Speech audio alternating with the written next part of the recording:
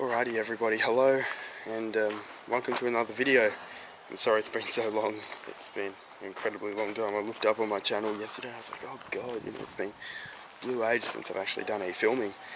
I've just been so busy, unfortunately. School production and everything, it's just, I've not had time to do anything. So I've kind of been like, I've been out mowing, but I haven't been able to take the camera because I've just been in, out, bang, done, off to rehearsals again. Excuse me. So today I want to show you a little something I bought. If you're close to me, you'd know what it is. If not, it's this. So this is the Victa. Oh, got a little sticker on there just now. Victa ZTX 2342, I believe. It's kind of just more your residential series, but it is based off, it's heavily based off the Ferris FX, what is it? S56 or something, S63, I don't know, something like that. It's kind of their more residential one, but it's still got, you know, like a fabricated deck and all the stuff. The basically only difference between this and the Ferris is they don't say ICD cutting deck on this one, and it doesn't have the suspension, but it does have, I will say, a very, very, very nice seat. It doesn't look all that comfortable, but you've got these two springs at the back here, and this is very nice to sit in. It comes with a Briggs & Stratton Professional Series 23 horsepower engine, 724 cc's. I bought this mower a couple of weeks back from a bloke, I don't know, bloody hell, where was it? Traralgon, I think, out near the Yarra Valley. So about an hour and a half to get there each way and back. Comes with a washboard, I really like that. I've used that before, it's pretty nice. Fuel gauge, pretty good. Sometimes a little bit dodgy. The fuel tank is underneath the seat here, as you can see, which is good with the battery and so on. So it means that it lowers your centre of gravity rather than like a lot of residential zero turns. They have the fuel tank in somewhere like here, dual cup holder like that. I know you can put random stuff in there. Hour meter currently says 69.5, but when I actually bought it, it had 28.3, I believe. The guy said to me, he said, oh look, it's a Mower blue. A couple of days before I went to buy it, he left the key. So this runs off the ignition for some reason or another, so when you turn the key, it'll start ticking. And he'd accidentally, when he turned it off, a couple of days before I bought it after his last use, left it in that instead of there. So of course, it started the ignition, or turned the ignition on, started the hour meter going, and drained the battery all the way for a couple of days straight until it ran out. So he got a new battery put in. He said, look, it's going to just be about 40 hours out. I said, oh, you know, whatever. So what I've done, so I've taken the hour meter off my old EB430 backpack blower and put it on here. That was at 4.8, it's now at 9.3. So, I know I'm only doing general math at school. You guys can do the numbers on that as to how many hours I've done. It's not done tons of work, but, you know, it's been pretty decent. It does have a mulch kit installed, so it's got your full, actual, like, proper mulch kit, not just a plate. So it's got this blocker bit here, which you can easily take off. It had 3 bolts, but they were so much of a pain in the ass. Just took that one off because it's not necessary. I've got these two, so I just undo them, and it comes straight out. I won't show you that because I really can't be bothered. And then there's, you can kind of see the plates under here. It's been pretty wet this morning, so the grass it's damp. So we actually really need to cut this. This is all new. I think this, I forget what's in here. A bunch of ryegrasses and some tall fescue or something, I think. Anyhow, so yeah, I've had a couple of blues actually. With this, I haven't been too careful. Well, I have been careful. It's just getting used to going from swing back blades on my old McCulloch lawn tractor to bar blades on this. On the old McCulloch, if I'd hit something, the blades just swing out of the way. On this, they just cock themselves up, you know. Oops, phone's still on. So the other day I was mowing commercial property. Hit a little bit of a brick I hadn't seen in the grass because it was about that high, and it's on a bit of a slope. I heard the bang, so I of course lifted the deck up a bit. but by that point it had already bent the left blade down a little bit, which then hit the mulch kit part that goes in under this bit, hit that, it just stopped moving. So you can see where Rob actually had to cut a little bit out here because it was so bent. And this bloody bit under here too, you can sort of see, maybe not, yeah, you can see this bit here, even today it was bent down like that. I don't know, must have hit it. So I came back onto the trailer, I think I might have forgotten to put the deck up or something. That's the second time it's bent down, so I had to just hammer it back up. I was going to go cut it straight off because I'm so sick of it. But other than that, and I mean, both of those things were really my fault in most part. I'm not blaming Victor or anything for that. That was operator error. People say, oh, you should have walked the property, you know, see if there was bricks and stuff. Well, I would, but this is a massive, it's like 3 blocks, guys, all in one that we mow, so there's a lot of grass there, and again, it was very long, so I honestly, it would have taken me like an hour and a half, 2 hours to walk the whole thing. It's just not worth it. So, yeah, otherwise, that mulch kit actually does pretty well. I did get, so I got new blades on it the other day because they were pretty old. The previous owner of this hadn't actually, he hadn't changed the blades, didn't really need to, I guess. So Rob put a new set of blades on here, obviously because the other one was bent a bit, so we're like, let's just replace it. And he also gave me, yeah, 2 other sets of blades to swap in and out. So when these ones go dull a bit, I can take these ones out, sharpen them up and put the new ones on, and then sharpen these ones whenever. This mower really confuses me. It has kind of a, you could see, I might just mention, it has, you can sort of see, like that's kind of full power. That's also, you can push with air, and this part here would normally be your choke. But it doesn't really say anything about choke. And I happily start this up, running on idle. It will happily fire up in the space of a couple of seconds, even from bone cold, not having been used for a week just on idle. So I don't know. Can you guys tell me, does this have like an auto choke? I couldn't see anything on it about auto choke. Doesn't mention it. So I was like, oh, well, you know, how's this work? So I just left it on idle because one of the things you'll know if you've done this for a while, starting your engines, I know some blokes do it, but starting your engines is shutting them off, even though some manuals tell you to. It's a terrible, terrible, terrible idea to do that for your engine. It's like starting your car. You'd never start your car with your you know, foot on the accelerator pedal all the way to the floor. Is this Jim's building inspections? Yeah, see? Jim's everything now. They're probably inspecting my neighbour's place because it's new. They do absolutely everything. So, automatic parking brake on this. So, there's no parking brake lever.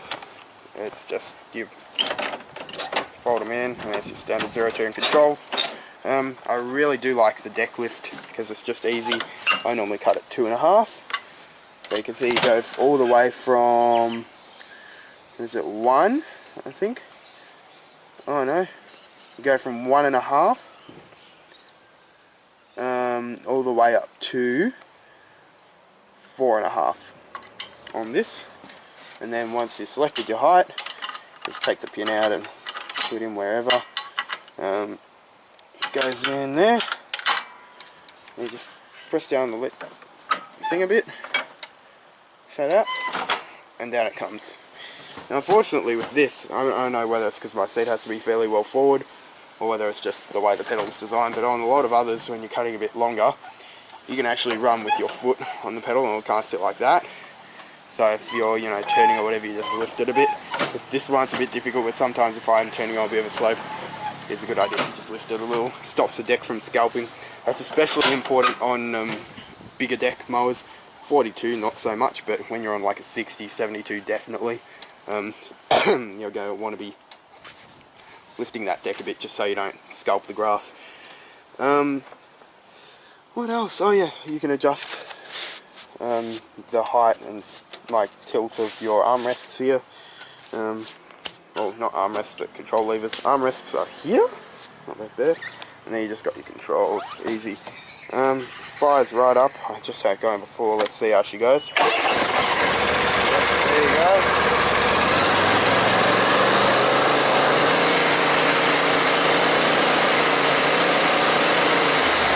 See what I mean? So if that was a choke position all the way up here, when you rev it up, it'll normally actually die down a bit. Because it's on choke, so it starts fluttering a bit if the engine was warm, but it doesn't, so I don't know. Maybe you guys can tell me about that if you know. It's confused me. It drives pretty well. There is a bit of, I don't know whether it's just because it's wet or the tyres or something. There can be a bit of slack in them, so when you're, like, you know, especially reversing, I've noticed kind of, it happens on both wheels, mainly this one. When I'm trying to reverse, it will kind of lag a bit, so I don't know, maybe you guys can tell me something about that as well. Again, I'm very new to these, so, you know, this is the first zero turn I've actually owned, and so I'm still learning the ropes. Fuel tank, I think it's 11.4 litres by the way. I like these bits here, so you adjust these, so it adjusts how far forward your levers can go, because sometimes when they both go forward, you'll notice if I push these forward together, this one actually is a bit further back than this one, but when you're fully forward like that, they normally drive at about the same speed, and so it's just about kind of fine tuning. You can see between there, this one's most of the way in, and this one's actually got a fair bit sticking out there. Again, really nice bouncy seat. I really like that. Fabricated deck is super good. And again, I haven't really had much problem with the, you know, mulch kit. It's just, yeah, this thing here kind of annoys me. These are really nice and solid. I like them. Because, you know, it's a lot of extra support. So, I mean, overall, this is actually a pretty well built mower, I'd have to say, for the price. These retail for, I think, about $7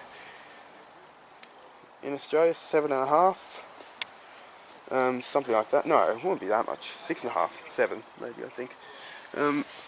Also, transmissions, you got your easy disconnect here for each one.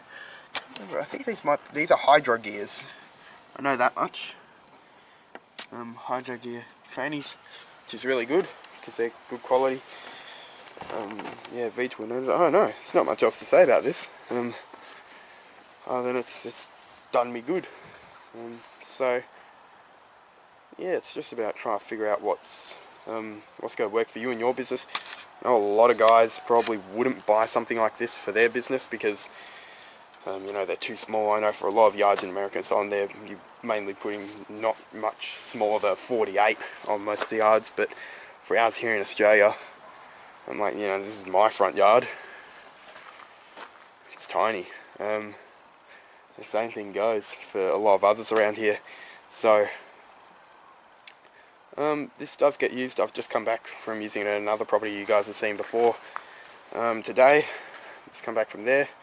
It does fine. Even though the grass is pretty wet, it actually mulched really good. I was happy. Because sometimes you get, you know, with mulch kits, they're kind of a bit dodgy on wet grass, but this one actually does pretty well. And I don't even think we're running specific mulch blades. I'll come show you the new blades I got actually.